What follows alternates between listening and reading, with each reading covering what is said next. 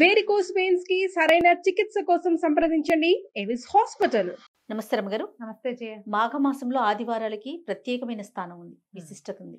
ఈ ఆదివారాలు ఎలాంటి నియమాలు పాటించాలి రమ్మగారు? మాఘం అంటేనే సౌరమాసం కదా, రవి సంబంధిత మాసం.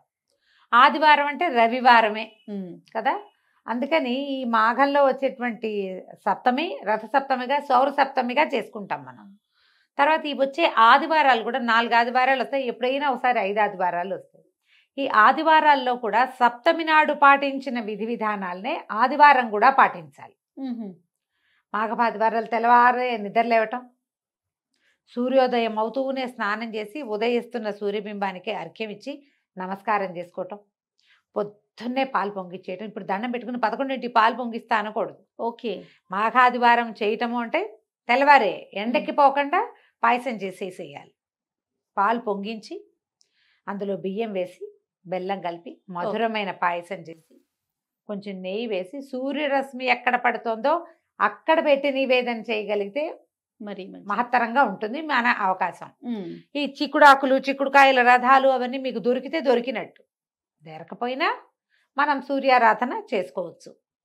ఆదిత్య హృదయం చదువుకోవటం ఈ రోజున 5 సార్లు, 3 సార్లు కానీ 5 సార్లు కానీ 9 సార్లు కానీ 11 సార్లు కానీ 21 సార్లు కానీ మీ శక్తి అనుసారం చదువుకోవడం.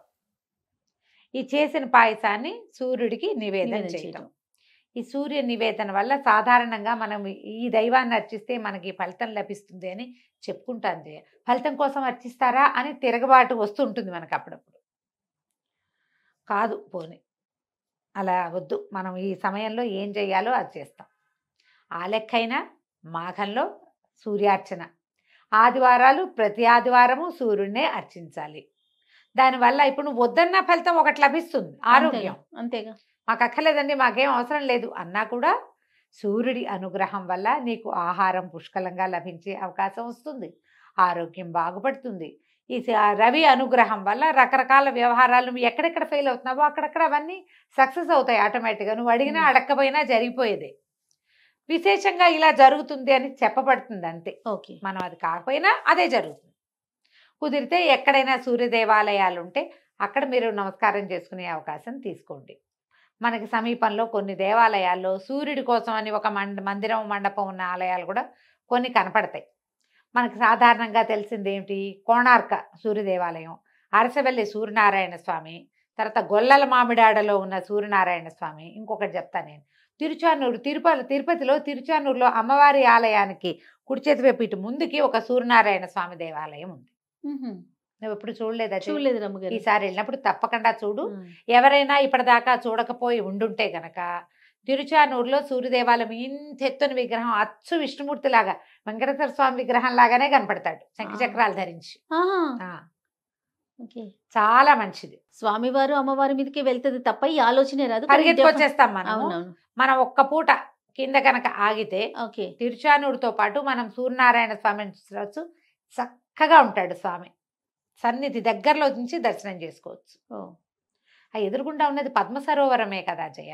అవునండి, దానికోసం వెలిసున్నాడు అక్కడ సూర్యుడు. ఓహో, ఎంత బాగుంటుందో. తప్పకుండా చాలా చక్కటి దేవాలయం, అవకాశం ఉన్న వాళ్ళు చూడండి. ఇంకా మన చుట్టుపక్కల కూడా కొన్ని దేవాలయాల్లో సూర్యుడి కోసం అని ఒక చిన్న సన్నిధులు ఉన్నవి ఉంటాయి, ఉండొచ్చు. చూడండి, ఇవి నేను ప్రఖ్యాతమైన వాటి సంగతి చెప్తున్నా. అయితే ఎక్కడో చోట దేవాలయ దర్శనం చేయటం. ఇంకా విశేషించి ఏం చెప్తారంటే స్త్రీ తైల మధుమాంసాన్ని త్యజేత్ అంటారు. ఆ రోజు త్యాజేత్ తప్పకుండా వదిలిపెట్టేసేయాలి అని. మీరు ఏ ఆదివారం అయినా కూడా బ్రహ్మచర్యము, తైలం తినకూడదు, నూనె పదార్థాలు తినకూడదు, మధువు మాంసము తీసుకోకూడదు. దానికి ఒక శ్లోకం, స్త్రీ తైల మధు మాంసాన్ని ఏ త్యజంతి రవేర్దినే అని కింద ఇంకో వాక్యం చెప్తారు. చాలా కాలమై నేను ఆ వాక్యం మర్చిపోయాను. ఎవరైతే దాన్ని వదిలేస్తారో వాళ్ళు రవికి ప్రీతిపాత్రమైన వాళ్ళు అవుతారు అని చెప్తారు. మనకి ఇప్పుడు సండేనే నాన్ వెజిటేరియన్ తినే కాలంగా ఉంది. ఇప్పుడు ఏ కాలం లేదులే, పూర్వకాలంలో ఉండేది. ఇప్పుడు అన్ని రోజుల్లోనూ తినేస్తూనే ఉంటారు. ఈ ప్రత్యేకమైన రోజుల్లో మీరు ఇవి మానేయండి. ఒకవేళ మీరు ఆదివారాలు చేయదలుచుకుంటే కనుక తప్పకుండా బ్రహ్మచర్యం, సాయంకాలం భోజనం చేయకూడదు, ఆ తర్వాత బ్రహ్మచర్యం తీసుకోవాలి తప్పకుండా. తైలంతో వంట చేయొద్దు, నేతితోటి వంట చేసుకోండి, నెయ్యి వేసుకోండి వంటలో. ఏముంది, చారులో రసాలు తిరగమాతకి నెయ్యి తిరగమాత పెడతాం. ఏ బీరకాయ బెండకాయ వండుకుంటాం, దానికి మీరు నేతి తిరగమాతే పెట్టుకోవాలి. ఈ ఒకరోజు నేతిలో నూనెలో వేయించిన ఏ పదార్థాలు వాడకూడదు. స్నాకింగ్ అవి చేయకండి, అవి తినకూడదు. మధువు మాంసము తీసుకోకూడదు, అవి తినకుండా ఈ 4 రోజులు చేస్తే కనుక 4 ఆదివారాలు చేసుకుంటే ఆరోగ్యం వస్తుంది, ఐశ్వర్యం వస్తుంది, కార్యసాఫల్యం వస్తుంది. ఎక్కడైనా సమస్యలు ఉంటే అవి తీరుతాయి. రవి యొక్క అనుగ్రహం వల్ల మీకు ఇంట్లో పిల్లలకు గవర్నమెంట్ వల్ల అవ్వవలసిన పనులు, గవర్నమెంట్ ఉద్యోగాలు రావడం, పిల్లలు ఏమైనా పోటీ పరీక్షలకు వెళ్తారు, వాళ్ళకి అవకాశాలు లభిస్తాయి. ఏ పిల్లలైతే ఇలా చేయదలుచుకున్నారో పరీక్షలు రాసుకుంటూ ఉంటారు, గవర్నమెంట్ ఎగ్జామ్స్ రాస్తారు కదా, అవి ప్రమోషన్ ఎగ్జామ్స్ రాసేవాళ్ళు, వాళ్ళందరికీ కూడా ఇవి విశేషమైన రోజులు. ఈ పొద్దున్నే సూర్యారాధన చేసుకోవటం, పాయసం నివేదన చేసుకుని ప్రసాద్ స్వీకారం చేయటం, ఈ చెప్పబడిన 4 నియమాలు పాటించటం చేస్తే చాలా మంచిది. 4 ఆదివారాలు ఉన్నాయి. ఎన్ని చేస్తే మంచిది, ఒకటైనా అవన్నీ మీ ఇష్టం. 4 ఆదివారాలు చేస్తే చాలా మంచిది. 4 ఆదివారాలు చేసి ఒక సప్తమి అంటే 5 సార్లు ఈ విధానాన్ని మీరు అవలంబించగలిగితే, విశేషించి మాఘంలో ఉన్న ఈ ఆదివారాలు ప్రత్యేకమైనవి కాబట్టి సుసంపన్నం చేసుకోండి. మనకు అవకాశం ఉన్నప్పుడు ఏముంది, ఈ ఏడాది పోనీ ఒకవేళ చేయలేకపోయామనుకో, అదేదో బాధపడద్దు, వచ్చే సంవత్సరం చేసుకుందాం. 4 కాకపోతే ఒకటైనా చేసుకుందామని ఒకసారైనా చేయటం, ఏదో ఒకటి చేయండి, మానేయకుండా. అవునా?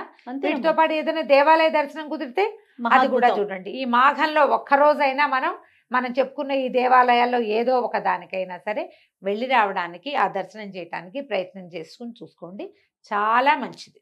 రైట్. విశేషించి ఏదైనా స్కిన్ ప్రాబ్లమ్స్ ఉన్న వాళ్ళకి ఆరోగ్యం భాస్కరాది ఇచ్చేది ఇదే వాక్యం. స్కిన్ ప్రాబ్లమ్స్ ఉన్న వాళ్ళకి ఈ సౌర ఆరాధన చాలా మంచిది, చాలా విశేషమైంది. పైగా ఏంటంటే మనకి సూర్యుడు అనగానే ఈయన కనపడతాడు కాబట్టి మనం దైవంగా విశేషించి ఆరాధన సాధారణంగా చేయం. కానీ మన విధానాల్లో ఎలా ఉంటుందంటే, మనకి 3 ఇవి చెప్తారు, ఏమంటారు, మన పంచాయతన విధి. పంచాయతనంలో విష్ణు పంచాయతనము, శివ పంచాయతనము, శక్తి పంచాయతనము 3. ఈ 3ట్లలోనూ సూర్యుడు ఉన్నాడు. ఈ పంచాయతనలు, విష్ణు పంచాయతనం అనుకో, విష్ణువు మధ్యలో ఉంటాడు. శివుడు, అంబిక, వినాయకుడు, సూర్యుడు, వీళ్ళు 4 పక్కల ఉంటారు. శివ పంచాయతనం అనుకో, శివుడు లింగమూర్తి మధ్యలో ఉంటాడు.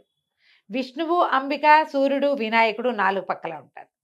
ఒకవేళ అమ్మవారు అనుకో, శక్తి పంచాయతనం అయితే దుర్గ మధ్యలో ఉంటుంది. శివుడు, విష్ణువు వెనకాల ఉంటారు, సూర్యుడు, వినాయకుడు ముందు ఉంటారు. చూడు, సూర్యుడు ఎంత కామన్ గా ఉన్నాడు, వినాయకుడు ఎట్లాగో సూర్యుడు ఎట్లా కదా. అవును. మనం వినాయకుడికి ప్రత్యేకంగా ఒక రోజు పెట్టుకున్నాం, వినాయక చవితి. ఆయనకి ప్రత్యేకంగా స్వరూపం చేయాలి, బెల్లం ముక్క పెట్టాలి, ఏమిటో చాలా చేయాలి. అవును. విష్ణువుకి అలంకారం చేయాలి, శివుడికి నీళ్లు పోయాలి, ఇన్ని చేయాలి. సూర్యుడికి ఏం చేస్తావు నువ్వు? పొద్దున్నే లేచి దండం ఒకటి పెడితే చాలదు. సింపుల్ కదా, చాలా చాలా సింపుల్. మనం సూర్యుడికి దండం పెడితే విష్ణుమూర్తికి దండం పెట్టినట్టు అంతే. నీకు 2 అధికం ఫలం కదా. ఒకదాంతో సూక్ష్మంలో మోక్షం. ఒక్క సూర్యుడికి దండం పెడితే నువ్వు విష్ణువుకి దండం పెట్టినట్టు అంతే. ఒక్క సూర్యుడికి నమస్కరిస్తే మిగిలిన 4 దైవాలని నువ్వు స్పృశించినట్లే. విష్ణువు, శివుడు, శక్తి, వినాయకుడు 4 నువ్వు ముట్టుకున్నట్టే. అందుకని పొద్దున్నే లేచి దండం పెట్టుకోండి, పొద్దున్నే లేవండి, ఇది ఒక పాట. లే లే లే అని లేపుతూ ఉండాల్సి వస్తుంది. పొద్దున్నే లేవండి. మీ చాలా ఆరోగ్య సమస్యలు, చాలా ఆర్థిక సమస్యలు, దైవ సంబంధమైనవి, ఈ మన గ్రహాల వల్ల వచ్చే బాధలు సగానికి పైగా తీరిపోతాయి. గ్రహస్థితి బాగుండని వాళ్ళకి నిద్ర లేవకపోతే ఇంకా అధ్వానంగా ఇంకా పోతారు. చక్కగా పొద్దునే లేచి దండం పెట్టుకోండి. మాఘాదివారాలు ఈ సంవత్సరం 4 ఆదివారాలు వచ్చినాయి, వీటిని సుసంపన్నం చేసుకోండి, చెడగొట్టుకోకుండా, సమయం వృధా చేసుకోకుండా. తప్పకుండా. నమస్తే.